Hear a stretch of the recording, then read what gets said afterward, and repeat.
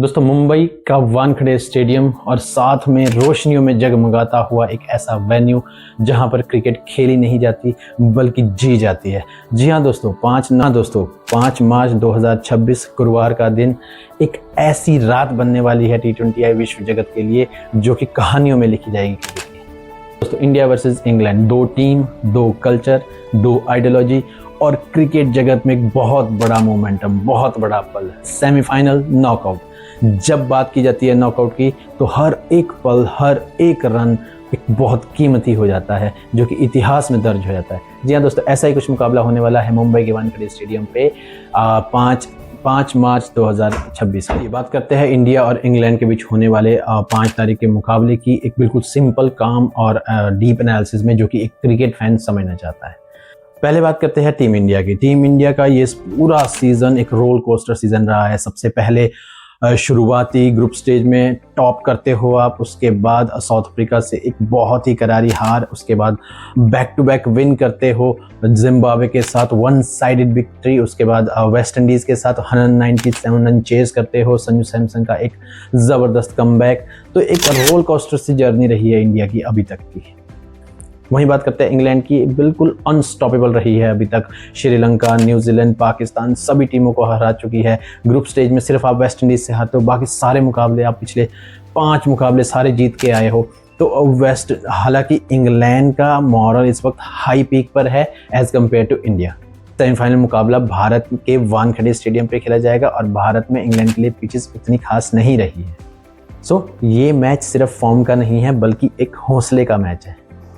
बात करते हैं हेड टू हेड में इंडिया और इंग्लैंड के बीच की राइवलरी एक बहुत बड़ी राइवलरी रही है। 2022 में इंग्लैंड ने हमें 10 विकेट से हराया था। उसके बाद 2024 में भारत ने 68 रन से जीत के इंग्लैंड को वापस हरा दिया, एक बदला ले लिया और अब सेमीफाइनल नॉकआउट 2026 में होने वाला है। तो वक्त भी बता रहा है, टाइम भी बता रहा है कि बहुत बड़ा मुकाबला रहने वाला है, बहुत धमाकेदार मुकाबला रहने वाला है।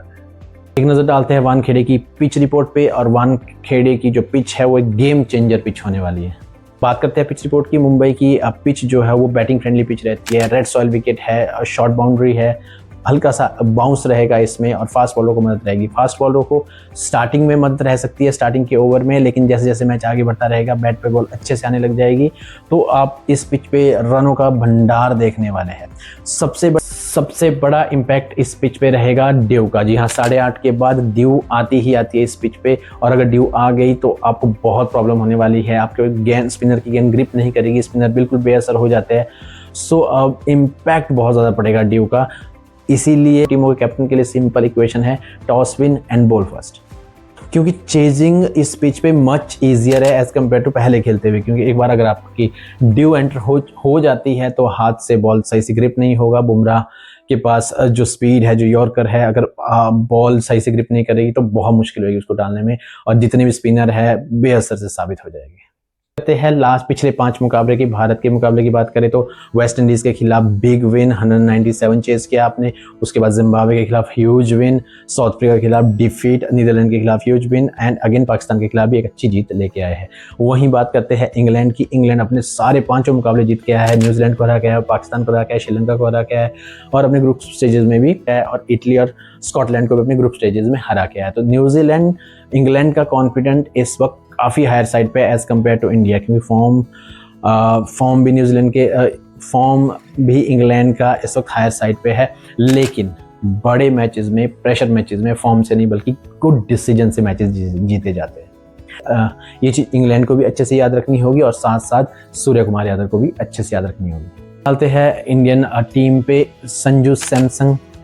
संजू सैमसन इंडिया का दिल और पिछले मैच का विनर और अभी तक का वर्ल्ड क्रिकेट का सबसे अंडररेटेड प्लेयर, काम, एलिगेंट और बिल्कुल फियरलेस। स्काई, जी हाँ, ये उनका होम ग्राउंड है और ये मुंबई का किंग है। एक आधा बॉलर का अगर गलत ओवर चला गया तो ये पूरा मैच पलट के रख देगी। मिडिल ओवर में हार्दिक और दुबे बिल्कुल पावर हिटिंग है। अक्षर पटेल कंसिस्टेंट स्पिनर और जसप्रीत बुमराह इस ग्राउंड का असली बॉस है। और अब बात करते हैं इंग्लैंड के एनालिसिस की। तो इंग्लैंड के लिए जो ये उनका एग्रेसिव नेचर है, ये बिल्कुल उनके स्टाइल को पसंद करता है। ट्रूली बाउंस है, जो उनको बाउंस खेलनी पसंद है, तेज रफ्तार खेलनी पसंद है। जॉस बटलर एकदम एग्रेसिव कैप्टन, सबसे बड़ा थ्रेट इंडियन के लिए। फिल शॉट अगर 20 से 25 बॉलें फिल शॉट ने खेल दी तो वो 40 से 50 रन बोर्ड पे लगा देंगे और भारत के लिए बहुत बड़ा खतरा है। इसके साथ साथ हैरी ब्रूक बाउंस को बहुत अच्छे तरीके से खेलते हैं और जोफ्रा आर्चर द बॉस, वो आर्चर के लिए एक परफेक्ट कॉम्बिनेशन है बाउंस, पेस और सीम का। एक नजर डालते हैं भारत के स्क्वाड पे, जो कि सेम ही रहने वाला है। अभिषेक शर्मा, संजू सैमसन, ईशान किशन, सूर्य कुमार यादव, तिलक वर्मा, हार्दिक पांड्या, शिवम दुबे, वरुण अक्षर पटेल, वरुण चक्रवर्ती, अर्शदीप सिंह और जसप्रीत बुमराह। वहीं बात करते हैं इंग्लैंड प्रोबेबल 11 की। Jos Buttler, Phil Salt, Harry Brook, Ben Duckett, Jacob Bethell, Will Jacks, Sam Curran, Liam Dawson, Rehan Ahmed. ये इंग्लैंड की मोस्ट प्रोबेबली 11 रहने वाली है। बात करते हैं टॉस की। जी हाँ, इस मैदान का सबसे बड़ा फैक्टर ड्यू है, क्योंकि एक बार ड्यू अगर आ गई तो गेंदबाजों को तोड़ के रख देती है। तो इंडिया चाहेगी विन टॉस बॉल फर्स्ट, और दोनों ही टीमें सेम ही चाहेगी विन टॉस और बॉल फर्स्ट, क्योंकि चेज करना इट्स बेटर। यहाँ पर पहले आप कितना मर्जी विशाल स्कोर खड़ा कर दिए, लेकिन एक बार ड्यू आ गई इस मैदान पे, उसके बाद आपको चेस करना मुश्किल रहेगा। पार स्कोर की बात करें तो 190 to 200 यहाँ का पार स्कोर रहता है, और अगर चेजिंग की बात करें तो 175 180 भी चेज करना इजिबल है, चेजेबल है अगर एक बार ड्यू एंटर हो जाती है तो। दोनों ही कैप्टन यही चाहेगी कि टॉस जीत के पहले चेज कर ले। हाँ, इन केस ड्यू नहीं आती है तो भारत के लिए बुमराह फैक्टर बहुत काम आ जाएगा। वहीं ऑपोजिट साइड में आर्चर फैक्टर इंग्लैंड के लिए काम आ जाएगा इन केस ड्यू नहीं आती है। तो वानखेड़े के मैदान पे ये जो युद्ध होने वाला है, इसमें जो दोनों टीमों में से काम रहेगी, कूल रहेगी, वही इस कप को लेके जाएगी, इस कप की ओर एक कदम आगे बढ़ा के जाएगी, फाइनल की ओर कदम रखेगी। चलिए दोनों टीमों के बीच हेड टू हेड की बात करें तो इससे पहले दोनों टीमें 5 बार आमने सामने आ चुकी है, जिसमें 3 बार इंडिया मैच जीती है और 2 बार इंग्लैंड जीती है। चलिए देखते हैं अभी तक इन दोनों के 5 मैचों कैसे रहे हैं। 2007 में युवराज सिंह क्या वो नॉक 6 आपको याद होगा, वहाँ पे भारत मैच जीती थी और युवराज सिंह उस मैच के हीरो रहे थे। उसके बाद 2009 में एक बहुत क्लोज फिनिश हुआ था जहां पे इंग्लैंड 3 रन से जीता था। उसके बाद 2012 में दोनों आमने सामने आई है, जहां पर विराट कोहली का एक सुपर शो रहा और एक सुपर मैच विनिंग नॉक के कारण विराट कोहली जीते थे। उसके बाद 2022 में इंग्लैंड 10 विकेट से वन साइडेडली भारत को कंप्लीटली व्हाइट वॉश कर दिया था। एंड 2024 में अगेन दोनों टीमें आमने सामने हुई, जहाँ पे रोहित शर्मा की टीम ने 68 रन से अपना बदला जो है वो बराबर कर दिया। तो अभी तक इन दोनों की राइवलरी यही रही है। तो इस बार ये छठा मुकाबला आमने सामने रहेगा और कोशिश रहेगी भारत की चलिए एक नजर डालते हैं इंग्लैंड के की प्लेयर्स पे, कौन इंपॉर्टेंट प्लेयर रहने वाले हैं और इसके साथ साथ कौन अपने टॉप द बेस्ट फॉर्म में है।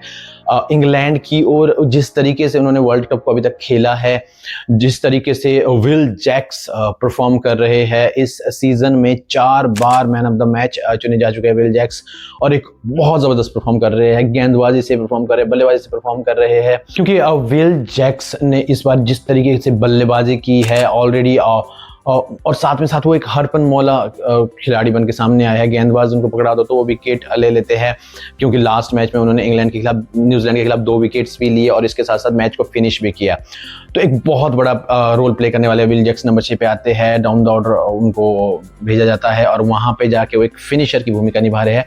तो you definitely need to plan for Will Jacks. और जैसे वो एंड में आते हैं तो अगर आप पहले बल्लेबाजी करते तो आपका मोस्ट प्रोबेबली चांसेस ये है कि आप स्लॉग्स ओवर में ही आओगे। तो वहाँ पे उनको पेस और बाउंस खेलना पसंद है। इंग्लैंड के मैक्सिमम प्लेयर को पेस और बाउंस खेलना पसंद है और वानखेड़े की पिच कुछ ऐसे ही रहने वाली है। तो वहाँ पे आपको विल जैक्स के लिए प्लान आउट करना होगा। सैम करन इंडियन पिचों को बहुत पसंद करते हैं और सैम करन को आपको ध्यान देना होगा, क्योंकि वो अपनी गेंदबाजी, बल्लेबाजी और IPL फैक्टर है। सैम करन IPL में स्टार्स है, तो कहीं ना कहीं इंग्लैंड उनको भी यूज़ कर सकती है, ऊपर खिला सकती है। हालांकि उनके पास जैकब बेथल भी एक अच्छे हरपन मौला है, क्योंकि अब जैकब बेथल इंग्लैंड इंडिया में बॉलिंग में शायद उनका ज़्यादा यूज़ ना हो, क्योंकि श्रीलंका में लेफ्ट आर्म स्पिन और एक स्पिनिंग ट्रैक है, तो वहाँ पे उनका ज़्यादा यूज़ था। लेकिन इंडिया में बल्लेबाजी बहुत अच्छी करता है जैकब बेथल, तो वो भी एक इम्पैक्टफुल प्लेयर रह सकते हैं। और man in form captain Harry Brook के खिलाफ आपको ज़रूर प्लान करना होगा, क्योंकि हैरी ब्रूक एक ऐसे प्लेयर है, मैच विनिंग प्लेयर है। आपने पाकिस्तान की नॉक देखी होगी उनकी, वन साइडेड उन्होंने वो मैच सिंगल हैंडली वो मैच लेके गए एंड तक। तो हैरी ब्रूक को आपको जल्दी आउट करना पड़ेगा।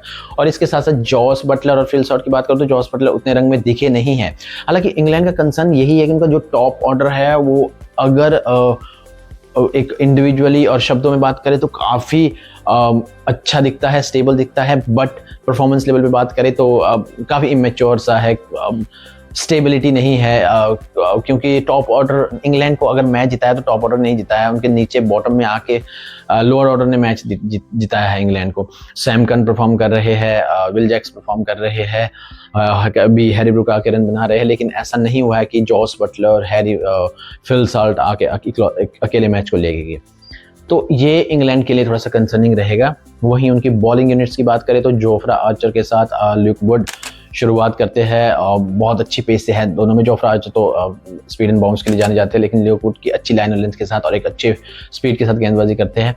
एंड अब जेमी ओवर्टन को देख सकते हो टीम में, क्योंकि अब जेमी ओवर्टन का खेलना लगभग तय है इस मुकाबले में। जेमी ओवर्टन ही खेलेंगे। अगर इंग्लैंड के लिए अटैक में आपके पास लियम डॉसन और एक विल जैक्स का ऑप्शन आता है, जेकब बेथल का यूज कर सकते हैं, जो कि मुझे लगता नहीं, क्योंकि इंडियन के पास 5 लेफ्टी बल्लेबाज है, तो left arm spin Liam Dawson और जेकब बेथल मुझे नहीं लगता इंग्लैंड इनका ज़्यादा यूज़ करेगी, क्योंकि भारत के पास एक चेन सी है लेफ्ट हैंड रुख, तो ज़्यादा यूजफुल नहीं होने वाला ये। तो हो सकता है मोस्ट प्रोबेबली लियम डॉसन की जगह पे जेमी ओवर्टन को रिप्लेस कर दे इंग्लैंड, क्योंकि श्रीलंका में आपको एक एडिशनल स्पिनर को लेके चलते हैं, यहाँ पे आप एक पेस अटैक को ला सकते हैं मुंबई के वानखेड़े स्टेडियम पे। वहीं बात करते हैं भारत के स्ट्रेंथ की, तो भारत की स्ट्रेंथ हमेशा से बैटिंग रही है, लेकिन ध्यान रखना होगा जिस तरीके से बॉलिंग यूनिट है, क्योंकि चेंजेस तो हम कुछ देखने वाले हैं नहीं है इस टीम में। यही टीम खेलेगी, एक विनिंग जोन से आई है, बैक टू बैक 2 अच्छे मैचेस जीत के आई है, तो कोई फेरबदल नहीं होने वाला है। संजू सैमसन के साथ अभिषेक शर्मा और संजू सैमसन ओपन करते हुए दिखेगी, और वहीं पे बुमराह को आप वैसे ही किश्तों में ही यूज करने वाले हैं। वो आप पहले गेंदबाजी करते हैं या बाद में गेंदबाजी करते हैं, ये मैटर नहीं करता। बुमराह को पावर प्ले में 1 ओवर करवाइए, उसके बाद मिडिल में जहां आपको जरूरत होगी वहां पर जाके एंड में आप उनको यूज करने वाले। अब यहाँ पे हार्दिक पांड्या और अर्शदीप सिंह को उभर के सामने आना होगा, क्योंकि अर्शदीप सिंह का पिछला मैच ज़्यादा खास नहीं रहा है, बट हर्षदीप सिंह एक बहुत अच्छे मैच विनर है, और मुंबई की पिच कहना कि उनको सूट होती है। एक अच्छी बाउंसी ट्रैक है, और उनकी लाइन और लेंथ बहुत अच्छी है अर्शदीप सिंह की, तो उनको वो पिच सूट होगी। तो अर्शदीप सिंह का भी एक इंपॉर्टेंट रोल रहेगा। वहीं हार्दिक पांड्या मुंबई के कैप्टन है, और मुंबई की पिच को अच्छे बखूबी जानते हैं। तो हम यही दुआ करते हैं कि मुंबई में होने वाला मुकाबला एक जो ये भारतीय टीम खेल रही है, इसमें बहुत सारे मुंबई इंडियंस के प्लेयर है। अगर आप सूर्य कुमार यादव की बात की जाए, तिलक वर्मा की बात की जाए, एंड जसप्रीत बुमराह, तो काफ़ी सारे मुंबई इंडियंस यहाँ इस टीम में अवेलेबल है। होप करते हैं कि वो अपने एक्सपीरियंस जो भी पास्ट ईयर्स आईपीएल का रहा है उसको ज़रूर लेके आए मैच में, एंड भाई एक स्टेज और एंड भारत सेमीफाइनल में पहुंच जाएगा। क्योंकि सेमीफाइनल में एक और समीकरण में आपको बताते चलूँ, अगर टाई हो जाता है तो सुपर ओवर होता है, फिर से टाई होता है, फिर सुपर ओवर होता है, अंटिल वो विनर डिसाइडेड ना हो। इन केस अब बारिश होती है तो एक रिजर्व डे भी रखा जाएगा। इन केस रिजर्व डे में भी मैच नहीं होता है तो एक जिसकी बेटर रन रेट होगी, बेटर पॉइंट टेबल के साथ आई होगी, वो टीम आगे फाइनल के लिए क्वालिफाई करेगी। और इसमें इंग्लैंड ऊपर है, क्योंकि इंग्लैंड अपने 3 मैचेस जीत के आई है ग्रुप स्टेजेस के। बट ऐसा कुछ होने वाला नहीं है। भारत में और मुंबई में कोई दूर तक बारिश की आशंका नहीं है, सो मैच आपको पूरा देखने को मिलेगा। इसके अलावा इंग्लैंड और भारत की राइवलरी की बात करूँ तो बहुत बड़ा प्रेशर वाला मैच होने वाला है, क्योंकि ये सेमीफाइनल का स्टेज है, विश्व कप का स्टेज है। क्राउड का दबाव रहेगा, प्रेशर मैदान में प्रेशर रहेगा, 1000 बहुत सारे। मुंबई का स्टेडियम पूरे नीले आकाश की तरह ऐसा लगेगा, आकाश नीला आसमान धरती पे आके बिछ गया है। पूरा इंडियन सपोर्ट रहेगा, तो इंग्लैंड प्लेयर्स के लिए बहुत मुश्किल होने वाला है। आपको सिर्फ और सिर्फ बहुत चंद लोग मिलेंगे जो इंग्लैंड को सपोर्ट करेंगे। इंडिया के इतने क्राउड सपोर्ट, क्योंकि भारत का जो 12th मैन है वो क्राउड होने वाला है मुंबई में। ऐसा पहली बार हुआ है कि मुंबई में कोई सेमीफाइनल ऑर्गेनाइज हुआ। इससे पहले फाइनल खेला गया था मुंबई में, वानखेड़े में वैसे फाइनली ऑर्गेनाइज होते हैं। आईपीएल का फाइनल हो गया, वर्ल्ड 2011 भारतीय टीम चैंपियन बनी थी, वानखेड़े के स्टेडियम पे बनी थी। तो ऐसा फर्स्ट टाइम हुआ है कि कोई T20 विश्व कप सेमीफाइनल यहाँ पे ऑर्गेनाइज हुआ है। इंग्लैंड की ओर से की प्लेयर की बात करूंगा, आई थिंक उस मेरे दिमाग से स्किप हो गया स्टार्टिंग से, रेहान अहमद। जी हाँ, मस्ट वॉच प्लेयर है, बहुत अच्छे ऑफ स्पिनर है। इसके साथ साथ जो बल्लेबाजी करते हैं आके नीचे, इंग्लैंड की बल्लेबाजी में डेप्थ प्रोवाइड करते हैं, और साथ में ऑफ स्पिन करते हैं, पावर प्ले में ओवर करते हैं, जबरदस्त गेंदबाज है। तो जरूर एक जो ऑफ स्पिन फैक्टर है इंडियन टीम के लिए, इंडियन लेफ्टीज के लिए, इंडियन टीम में लेफ्टीज ज्यादा है। जरूर इंग्लैंड सोचेगी कि चाहेगी कि वो थोड़ा सा पावर प्ले में या तो उनसे गेंदबाजी करवाई जाए, या फिर जब अभिषेक शर्मा, तिलक वर्मा, शिवम दूबे, अक्षर पटेल ये बल्लेबाजी करे, उस वक्त इंडियन टीम के सामने इनको ले आया जाए। तो जी हाँ, रेहान अहमद जरूर इस मैच में इम्पैक्ट करेगी। काफी यंग प्लेयर है, 21 ईयर्स एज है उनकी, ये उनका पहला ही विश्व कप है और अभी तक अपनी छाप छोड़ चुके हैं, क्योंकि हमने देख चुके हैं उनको जिस तरीके से उन्होंने न्यूजीलैंड के खिलाफ कहाँ 13 बॉल में 48 एक बहुत बड़ा चेज इजी बना दिया और इंग्लैंड 2 गेंदे रहते ही वो मैच जीत गई। तो वो रेहान अहमद की आके आतिशी पारी की बदौलत ही हुआ है। तो जरूर भारतीय टीम को रेहान अहमद को भी दिमाग में लेके चलना होगा कि वो एक की फैक्टर और एक्स फैक्टर बन सकते हैं इस मैच में इंग्लैंड के लिए। की ओर से सूर्य कुमार यादव को अपने होम ग्राउंड, अपने लोकल सपोर्टर्स के सामने जरूर इस बार खेलना होगा। एक बड़ा मैच है, captain inning, captain needs to lead from front, setup करना होगा एग्जांपल कैप्टन को, क्योंकि सूर्य कुमार यादव मुंबई को लीड करते हैं, मुंबई को 5 बार चैंपियन बनते हुए देख चुके हैं। तो हम उम्मीद करते हैं कि सूर्य कुमार यादव इस बार भारत को वेंट थ्रू द फाइनल और अहमदाबाद तक लेके जाए, जहां पर हमारा पहले से साउथ अफ्रीका और न्यूजीलैंड में से कोई एक वेट कर रहा होगा। चलिए, मैच पे नजर बनी रहेगी, चैनल को सब्सक्राइब करना मत भूलिएगा मैच की हर एक अपडेट के लिए क्रिक बेसबॉल के साथ। Thank you so much.